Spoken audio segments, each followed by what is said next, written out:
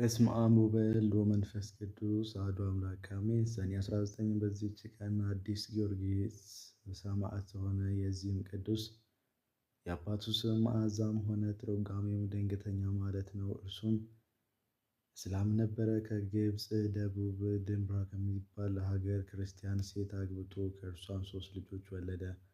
ከሦስቱም አንዱ ይህን ቅዱስ ነው። ከእናቱም ጋር ወደ ቤተ ክርስቲያን ይሄድ ነበር። ቅዱስ ቁርባንንም ይቀበል ዘንድ እናቱን ለመናት። እርሷም ማንንም የክርስትና ጥምቀት ሳይጠመቅና ንጹሕ ሳይሆን ቁርባን ሊቀበል አይችልም አለችው። ከዚህ በኋላ ከተረፈ መሥዋዕቱ ሰጠችው። ባጎረሳትም ጊዜ ጣዕሟ በአፍ ውስጥ እንደ ማር ሆነ። የዚህች የቁራሿ ጣዕም ካፌ ውስጥ እንዲህ የሆነ የዋናው የቁርባኑን ኅብስት ጣዕም ምን ያህል ይሆን ብለው በልቡ አሰበ። ከዚያን ጊዜ ጀምሮ ክርስቲያን ይሆን ዘንድ ወደደ። ባደገም ጊዜ ክርስቲያን ሴት አገባ። ክርስቲያን ይሆን ዘንድም መፈለጉንም ነገራት። እርሷም ወደ ሌላ ሀገር ሄዶ የክርስትና ጥምቀት እንዲጠመቅ መከረችው። እርሱም ወደ ሌላ ሀገር ሄዶ ተጠመቀ። ስሙንም ለውጦ ጊዮርጊስ ተባለ። እስላሞችንም ባዩት ጊዜ ይዘውት ታላቅ ስቃይን አሰቃዩት። ከዚህም አምልጦ ዛፈት ወደሚባል አገር ሸሸ። በዚያችም 3 ዓመት ኖረ።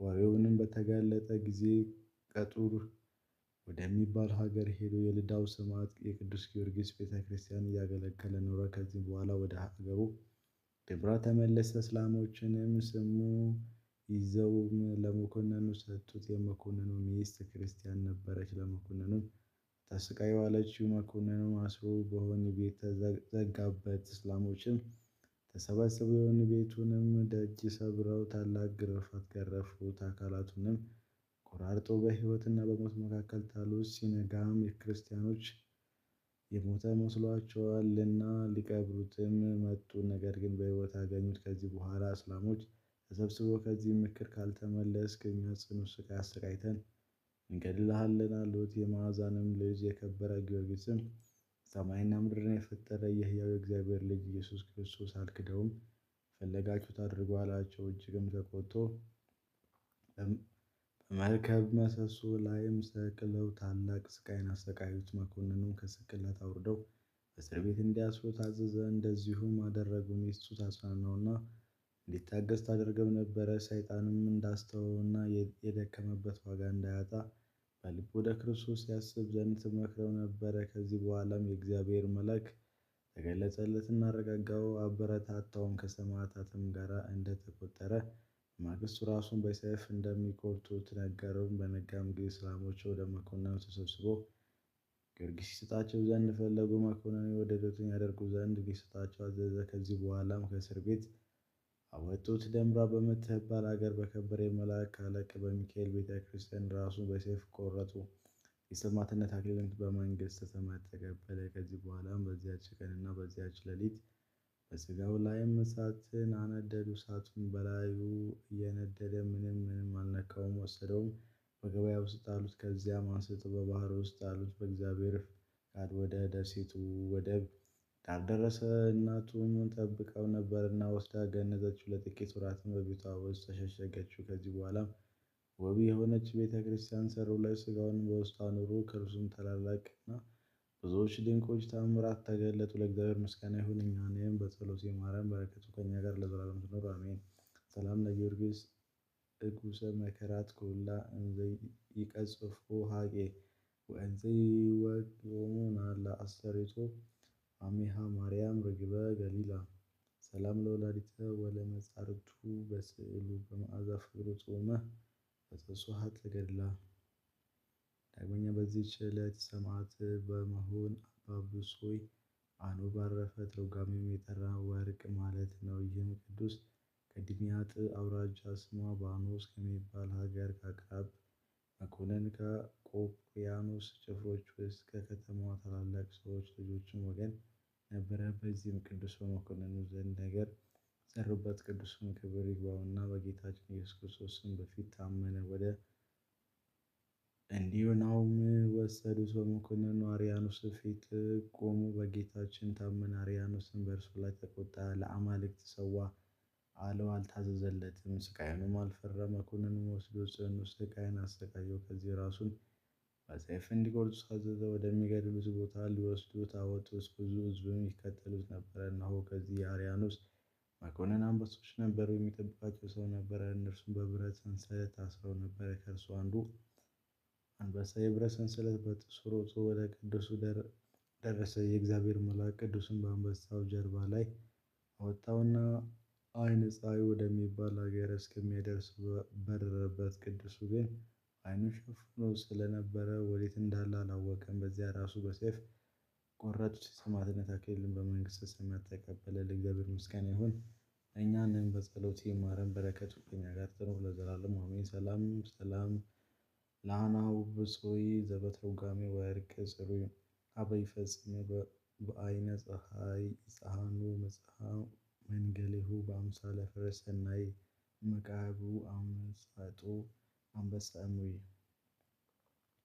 በዚች ቀን 5 ጭፍሮች በሰማዕትነት ሞቱ። እሊህም አርሶፋኔስ፣ ጴጥሮስ፣ አስክሬዮን፣ አርጌሊዮስ እና ቢሊፋዮስ ባዲዮስን ጵልዮስም ቅጽር ውስጥ ይኖሩ ነበር። መኮንኑም ለጣዖታት እንዲሰጡ ባስገደዳቸው ጊዜ እኛስ የንጉሥ ክርስቶስ የኢየሱስ ክርስቶስ ትእዛዝ እንፈጽማለን፣ ለእርሱም እንሰዋለን አሉት። መኮንኑም ሰምቶ ተቆጣ። በአንድ ቤት ውስጥም እንዲዘግቧቸውና እስከ 2 ቀን እህል ውሃ እንዳይሰጣቸው አዘዘ። ከዚህም በኋላ እንዲያመጧቸው አዘዘ። በፊቱም በቆሙ ጊዜ ለአማልክት ሰው አላቸው። እነርሱም በአንድ ቃል እኛ ለፈጣሪያችን ለክርስቶስ እንሰዋለን፣ ለረከሱ አጋንንት ግን አንሰዋም አሉት። አንገታቸውንም አስረው ወደ ሌላ ሀገር ይወስዷቸው ዘንድ አዘዘ። አርጌኒዮስም ወንድሞች እኔ እውነት እነግራችኋለሁ የእግዚአብሔር መልአክ ከአምስታችንንም በስማችን ሲጠራን ሰምቻለሁና አላቸው። ዳካስ ወደሚባል መኮንንም ባደረሷቸው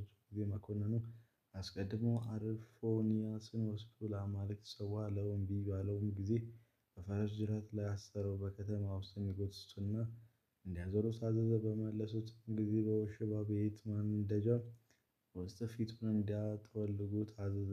ሁለተኛም እስከሚጨነቅ ድረስ በሰረገላ ውስጥ አስረው ቁልቁል ሰቀሉት። ሃይማኖቱን ጠብቆ ክብር ይግባውና ለጌታችን ነፍሱን ሰጠ። ሁለተኛ ጴጥሮስንም አቀረቡት። ዳክስም ለአማልክት ሰዋ አለው። ትእዛዙንም ባልተቀበለው ጊዜ እንዲያሰቃዩትና እንጨት ተክለው ዘቅዝቀው እንዲሰቅሉት አዘዘ። ሁለተኛም ምድሩን ቆፍረው ከትከሻው በታች ቀበሩት። በቅሎችና በላዩ እንዲነዱበት አዘዘ። ይህንንም እግዚአብሔር እየረዳው ታገሰው። ከጉድጓድም አወጡት ጊዜ ከስቃዩ ብዛት የተነሳ ስጋው ጠወለገ፣ መናገርም ተሳነው። በግንድ ውስጥም አስረው ጣሉት።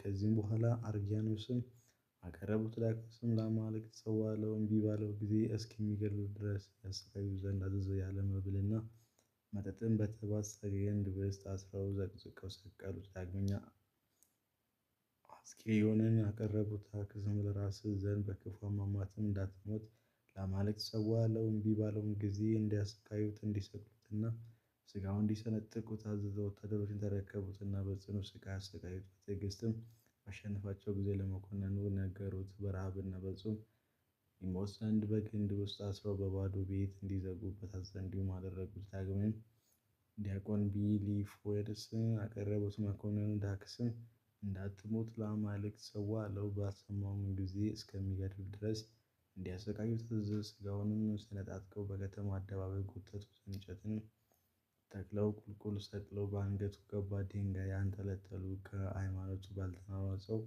ጊዜ በረሃብና በጽም እንዲሞት በግንድ ውስጥ አስረው በላዩ መዝጊያ ሰርተው ዘጉበት። በየዕለቱ ወንድሞች ምዕመናን ከውጭ ሆነው ይጎበኙት ነበረ።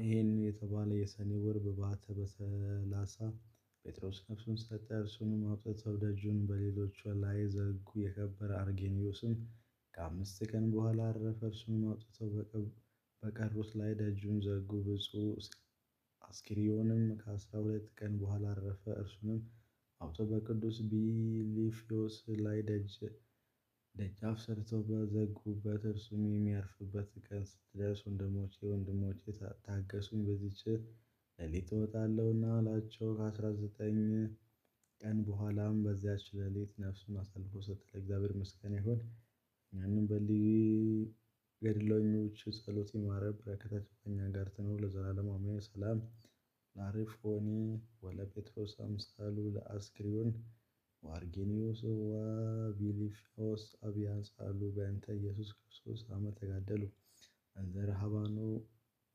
ወጽምዓነ ተቀተሉ እንበለ ይቤሉ እክለ ማየ ያጥልሉ።